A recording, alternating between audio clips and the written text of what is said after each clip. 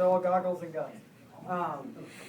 Like we were talking about, steampunk is based in Victorian England, which is where it was started originally when the steampunk subculture has been around since that time period. Think Victorian science fiction. Okay, if you were living in that time period, what would science fiction be to you? For us, it's Star Wars, Battlestar Galactica, Deep Space Nine, all that stuff that we, going to the moon, yada yada yada. For those guys back then, it was Jules Verne, 20,000 Leagues Under the Sea, because that was still unexplored, it was unknown. H.G. Wells, that kind of stuff. So think science fiction in that time period with that aesthetic, where everything is what they had in that time period. It's brass and wood and that look to it. One of the things you'll see, and we'll go into different types. Pardon my guy, I haven't slept for a while today.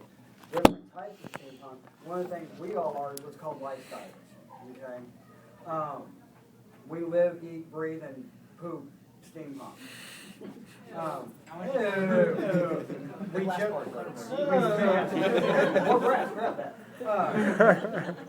We joke, but it's true. If you're at our shop and you slow down for longer than 3 seconds, you're getting steampunk. If you don't believe me, ask the dog. My mom's wiener dog now has a steampunk dog collar, and her name's Sky Captain Littlebutt. What else is funny that we don't point out too much is when people come up to us anywhere, even at a con, and they're like, "Oh, I love your costume," and we've gotten to where we just say thank you. Yeah. Because it takes too much time. It seems kind of jerkish to say, "Oh, this is actually what I wear every day." These are my work clothes. What are you talking about? And technically, this isn't costume wear. I mean, the armor that we build is just that. It's armor. It's not costume pieces. But even then, what we were wearing underneath it, the clothes and stuff, is what we wear every day. Yeah, no, of course. What do y'all do for a living? It's not every day.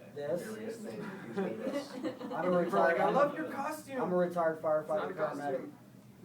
I quit the fire department to do this full time. You want to show them the video? So y'all make Yeah, we money, can show y'all you make guys- money off of doing this? What we do is we build the stuff we build, we sell our artwork, and that enables us to go from convention to convention to convention, talking to unites people and doing what we call spreading the disease of steam.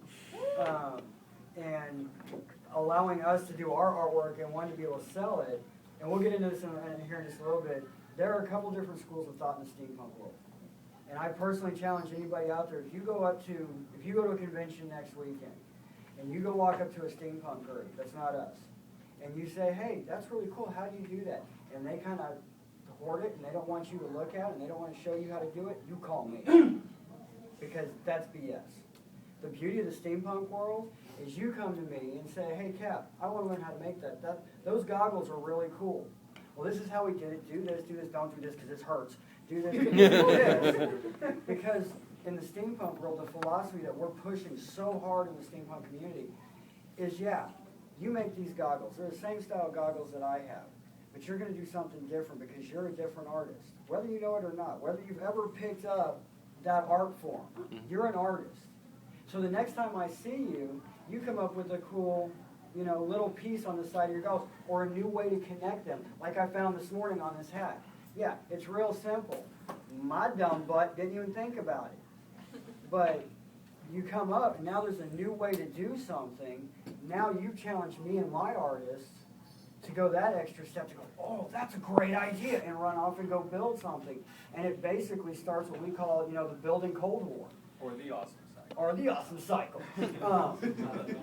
Because you will start seeing that artwork develop, and the coolest, I'm going to get on my soapbox for a minute because of my panel. The coolest thing I have ever seen was a girl came up to us at Green Steam Circus, and we're standing there in our full battle armor, and she's looking uber sexy as always, except with a skull with her fingers in its eyes, which is Javera's skull, and that's a long story. But she didn't want to come walk up and talk to us because we were intimidating. Because we're standing there in full body armor with, top hats with smokestacks on them, and because we do this for a living. It's all we have. We don't have social lives. We build stuff. But she didn't want to come up and talk to us. When she finally did, she kept sticking her hand behind her back. And we're like, let me see, what you got? She's like, nothing. She's like, what you hiding? She's like, she had built this plastic steampunk looking vambrace I mean, the day before. Spray painted it, with normal spray paint. It has some cool sound. I went, ooh, what's it do? And she sat there and explained to me the nomenclature of this whole thing, exactly what it did. And then was shocked when I thought that was the coolest thing I had ever seen. She's like, but you guys look like this. Why would you think that's cool? Like, where do you think this started? It's artwork. It's gorgeous. It's steampunk. That's cool. And that is what we were pushing. So if you guys go out there and you start pushing the disease of steam in Louisiana, you start the infection going even farther. If you come across somebody who's not willing to sit down with you and share what they do and talk with you in an open forum about artwork, call me. Because then they're going to talk to me in my group. Because that's not cool. In the steampunk world, is there a lot of people, because I know that in some of the different, I guess fandoms or whatever you call them, that they have people who are like, oh, well, your costume just is not right. Or, if you're a new person getting into it. We'll discuss this real quick. Yeah, if you're a new person getting into it and you're just learning and you didn't do that right. That's exactly what we frown upon. That's exactly what that's the mindset that we're against. That, to us, is not steampunk. No matter what, though, you're gonna run into that. Yeah. We call those, and there's some, just like anything, there's some good, there's some bad. We call those traditionalists. It's a nose in the ear with a cool costume. Or purists, okay? The purists are more of your Victorians who are based in a historical Victorian genre, but they've taken that honest-to-God Victorian, this is what they wore in that time period, and stuck goggles on their hat.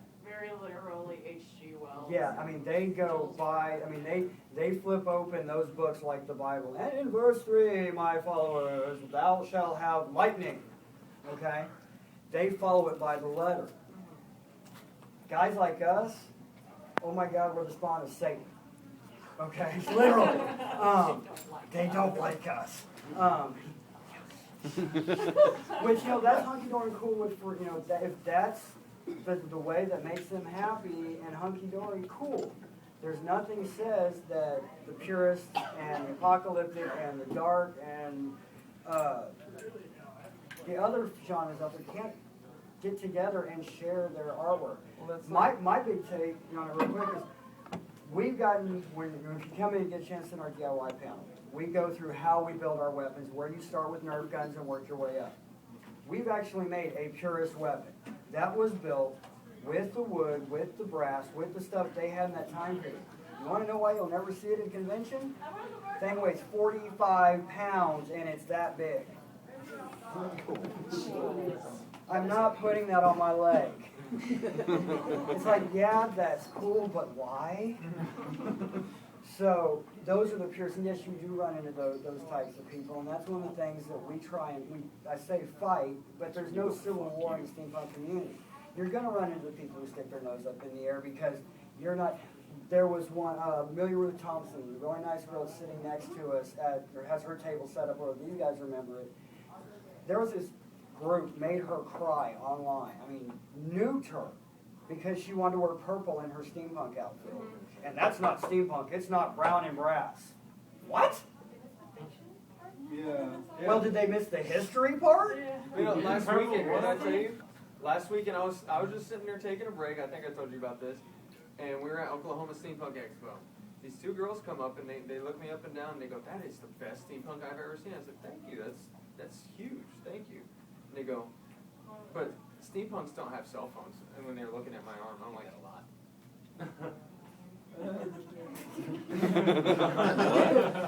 well, if you want to get technical, steampunks didn't have tennis shoes. It's like the kid at the Renfest. The kid at the Renfest wearing tennies, blue jeans and a t-shirt, but he's got a cloak and he's got this plastic dragon staff saying, "You're not Renaissance. You're not a wizard." We're part of the Wizarding Guild. You weren't at the last meeting. It's like saying your imagination is wrong.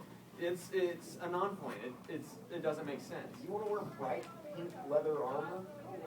You know what? Actually, the colors back then in the Victorian age, they had some bright, ugly, loud Go look at the Wild West, and for some reason, since everybody sees the pictures from that time period and they've turned into that sepia color, they believe that everything back then was brown and white. No, it wasn't. If you actually, the historical facts that they have, especially from the Wild West, they were some god-awful ugly colors. They also said that they were very bright colors. Yeah. The military uniforms from the period. Yeah. Lucinda Huxley Dickens, for those of you guys, my invitation from ASI to all of you, if you guys get the chance to come to Dickens on the Strand in Galveston, Steampunk takes over. We have the contract, we bring steam. This last year was our first year, and we brought over probably, almost 1,000 steampunks to Dickens on the Strand in one place. You'll see pictures of it here in just a second. It was amazing. Actually scared a few people. But steampunks were marching on the Capitol. Oh my God, what is happening? What is this? But Dickens on the Strand has been going for 40 some odd years, and they were really scared that the steampunks were going to come in, invade, and take over. Well, we kind of did, but we talked about that. But Lucinda Huxley Dickens, Charles Dickens' great-great-granddaughter, was standing at our booth, and we're sitting there talking to her, in reverence, and she had her handler, for lack of a better word, who was walking around with her. Excuse me, and he did not like us. Did not like us at all. Okay, we were the splight on Victorianism. He thought we should all be thrown into a meat grinder, and made sure he let us know it. Well, he made this snooty comment that, don't you think your great-grandfather would be rolling over in his grave if he saw this? And Lucinda, in her British way, kind of snarfed a little bit and giggled, and she goes, actually, my great-grandfather would have loved this because he was actually considered a heretic for wearing brightly colored vests. He'd have thought this is the coolest thing he'd ever seen. Shut that guy down that quick. And we're all like...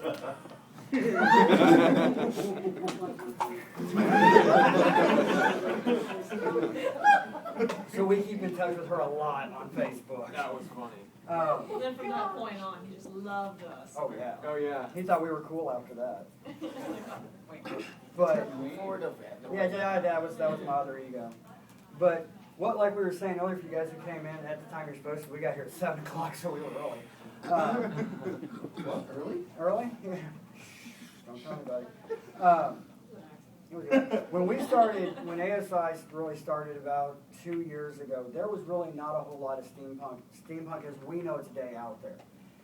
In order for any subculture to grow, it has to have a sound. You have to have music. Just like we did back in the punk days and the cyberpunk days, you had to have that music for the youth to grab onto, for it to start that snowball effect and catch on. Luckily, we had Abney Park, who had just started to come onto the steampunk scene at the time. And if you ever get a chance to hear Abney Park live, go see Robert and his crew. They are awesome guys and gals. And how they became steampunk is actually a pretty funny story, and it almost didn't happen because their band was being led down the road. If you listen to a lot of their early stuff, they sound like a goth band. They were. Don't tell Abney Park. Abney Park is named after a cemetery. Yeah. Do not tell Robert he's a goth band. It's bad. But he didn't want to go down that road because those of us that are in the 30-somethings, who were those old school goths in the 80s and 90s, that subculture is kind of, okay, it's like, all right, yeah, we hung out in the cemeteries and smoked cloves, and we're dead, and it's kind of grown old and we're kind of moving on. So the scene's kind of lost its pull. And he did not want to be categorized as a goth band because he knew that would have been suicide for his group. So he's sitting there having a band meeting one day and says, we got to come up with something other than being a goth band. And his keyboard said, okay, why don't we become steampunk? And Robert's like, cool, we're steampunk. What the hell is steampunk? And that's how Abney Park began. If you get a chance to talk to Robert, Airship Pirates, those of you guys who are Abney fans, Airship Pirates almost didn't make it on the record. They fought him tooth and nail about putting that song on the record. They didn't want it to go public. And he fought to have it put on there. And last time I saw him, I said, I giggled at him just when they played. He's like, oh, God. But wasn't it actually his wife, which is the keyboard? Yeah, she's his significant is one that fought him on it. Didn't want to have it on there. She said, nobody's going to want to listen to this. They're not going to like it. Yeah. He's like, so Robert, how does it feel to, kick an entire subculture in the butt with one song? He's like, shut up, Bob. Because they almost didn't put it on there. So like I said, you had that steampunk had been there in, you know, small little places, but it wasn't a flowering subculture the way it is now. But it seems like once Abbey Park got on the scene, us for example, you know, came to a worker rave down in Houston, and I had a friend of mine come to me, she goes, hey, you'll see me talk about it on the video player, and she says, we found your people. What? He's like, we found your people. It's like, I didn't know I lost them. And she said, no, it's steampunk. He's like, okay, cool. Went on, worked the rave, blah, blah, blah, blah. Went back, I had to call her because I couldn't remember what it was called. She's like, yeah, it's steampunk. So, okay, steampunk. Looked it up and lost my mind. Screaming through the house like a 4-year-old kid, trying to grab my wife. You need to come see this stuff. We had all this stuff already in our closet. But there wasn't a whole lot of groups out there developing, you know, it was still starting to get its feet underneath it into what it was doing. Now, you had a lot in the East Coast and a lot in the West Coast. You had Seattle and you had New York. That was it. And then the one thing we found, and I think one thing that has helped this along a little bit, not blowing up as big, as fast, is this steampunk group, and this steampunk group, and this steampunk group, and this steampunk group don't talk to each other for whatever reason. This group doesn't play with this group. It's like, his top hat's different, I'm not playing with him. I'm going to go have tea over here. He's wearing a bowler, we're going to go over here. His gun's brass. They're wearing purple. Yeah. So, I think there's enough of us now out there who are really pushing this, guys. We're a community, we're a subculture, let's act like it, let's get together and share information, that we're starting to take over the ones who didn't want to share that information, or that were shooting them. But that's shooting them, I like that. But, so you're getting that, and we've sat down and had long conversations about the steampunk movement. And what is the magic of it? What are people saying? Because we've run into everything from 8-year-old kids all the way up to 90-year-old blue-haired grandmothers. I've had one do it to me. Those of you guys who are old enough to remember what it was like to be a punk, you know, and have the Liberty spikes this high up that took you 3.5 hours and 5 cans of hairspray to put in the ice. I know, but I used to have them. Our parents that never allowed you to do that stuff. And But, you know, yeah. got mad just because you had the black man. Exactly. Sitting in a restaurant in Austin, Texas, had a blue-haired grandmother come walking up to me and say, Sonny, I just want to tell you, it does my heart good to see people actually caring about how they dress, and I want you to know that you remind me of my husband. After I said thank you, man, I walked outside and cried my eyes out, because that was I had just had a grandmother thanking a punk. Okay, what reality am I in? She wasn't throwing stuff at me, she thanked it. But the steampunk movement seems to have this magic that grabs everybody from little kids all the way up to the elderly, and they find something in it. And I'm going to try and tell this story without getting tears in my eyes, because they're standing right in front of me. 6 months ago, at this very event, my buddy Cannon right back there was your quintessential con deck. Please, for the love of God, go into the dealer's room, buy your stuff, let me take my pictures, and let's go home. Then he ran across us and went, ooh, leatherworking. And so we started talking. Through steampunk, whatever the magic is with that genre, it's given him a chance to bond with his daughters. That's the coolest shit ever, pardon my French. That's cool as hell. That's worth fighting for. You don't see that in the goth movement, you don't see that in the punk movement, you don't see it in anything else. Steampunk has done that.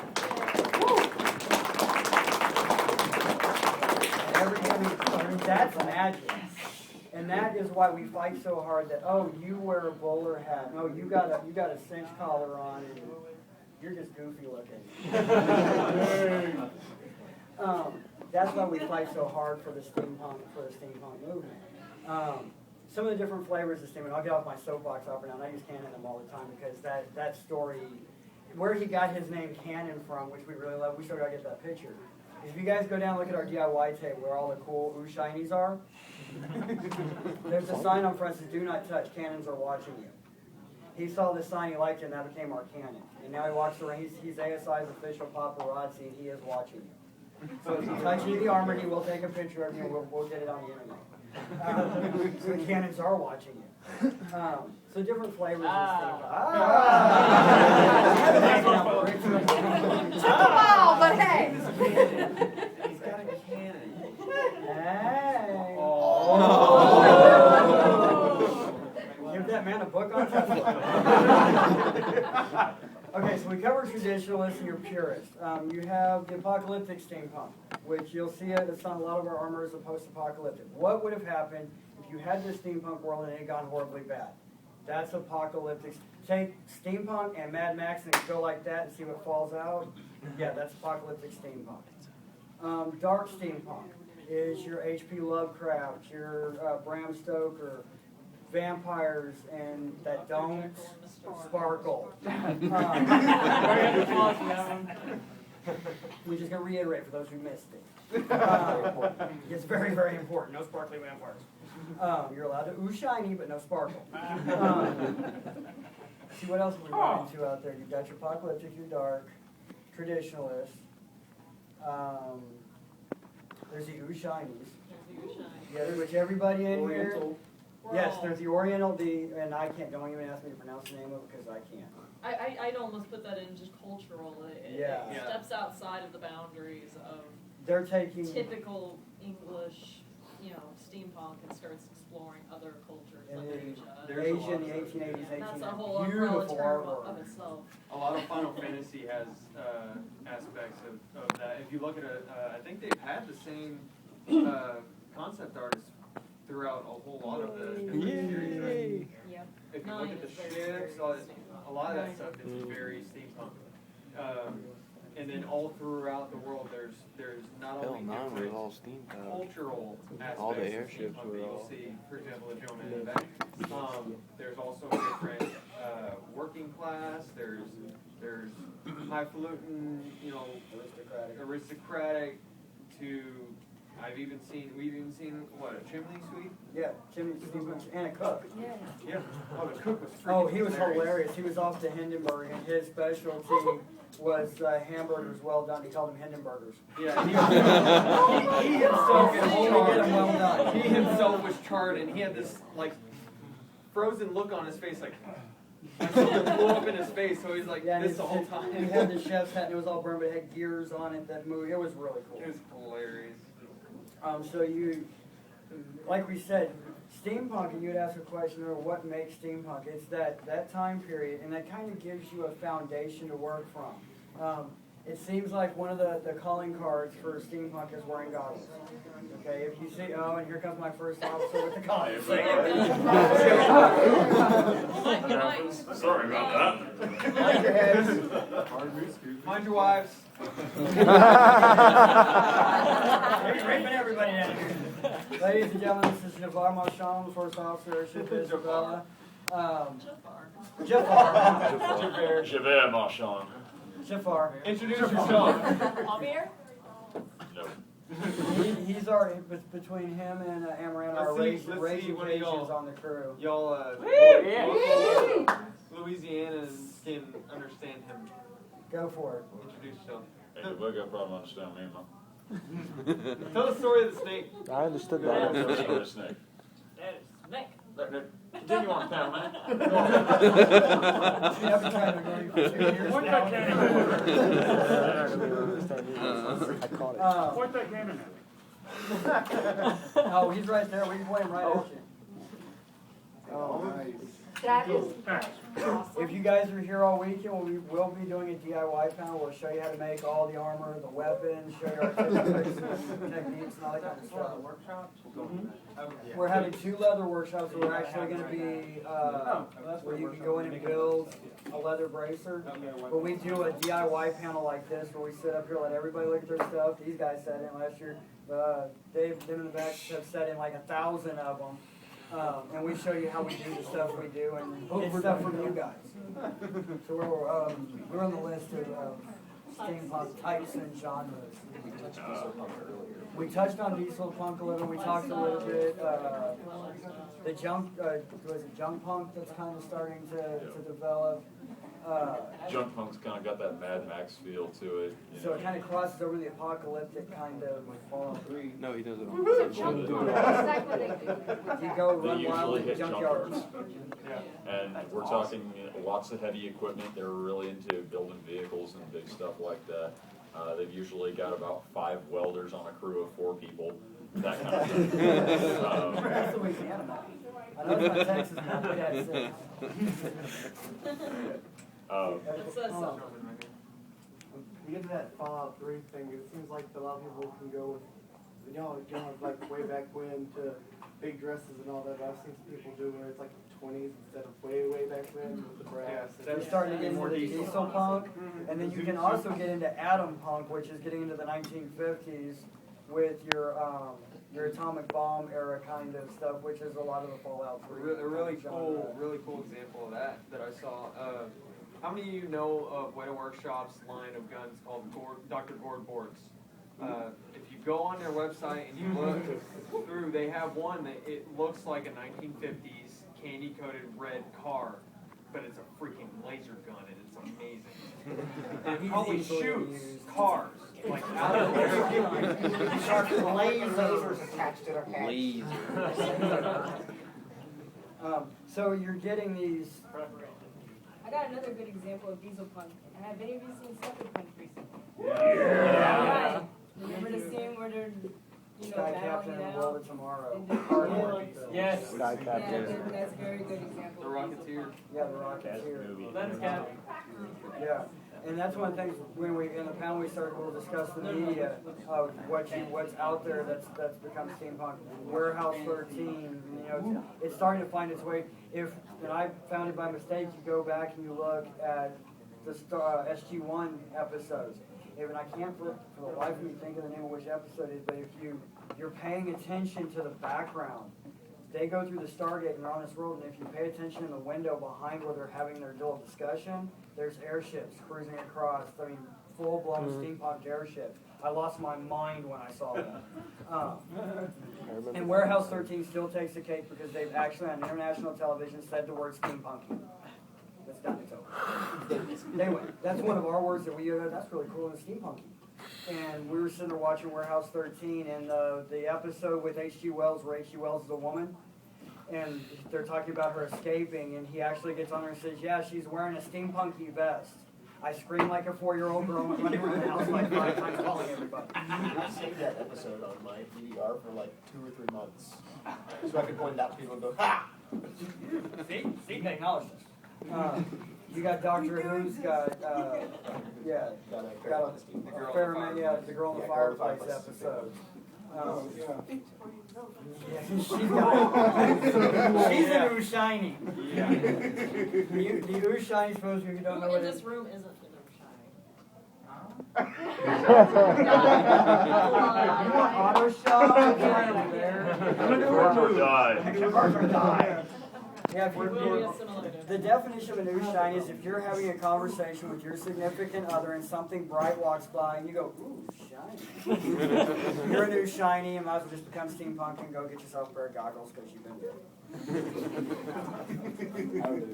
Javert, you're our leading expert on original steampunk literature. I'll let you but slide down some of that. I'm like 50 minutes late to the meeting. I don't know what's been covered. Well, throw out Nomads of the Time Stream or some of that stuff. Well, modern literature really started kicking back up here in the 70s. Really started all with Michael Moorcock's A Nomad of the Time Streams. They were basically modern renditions of penny dreadfuls. And this was real heavy in the modern steampunk movement where airships started being real big again. Hadn't really been touched on much since the time of H.G. Wells. And the novels were all about this random British soldier being sucked into a time vortex in a temple. All of a sudden he wakes up in the 1970s, which for some reason looked like the 1870s, and people are flying around in giant airships and attempting to figure out ways to drop nukes safely from them. It doesn't work out well. Do the math on that one. And a little bit later, another author by the name of K.W. Jeter really started doing a lot of steampunk stuff. He also dabbled in some cyberpunk.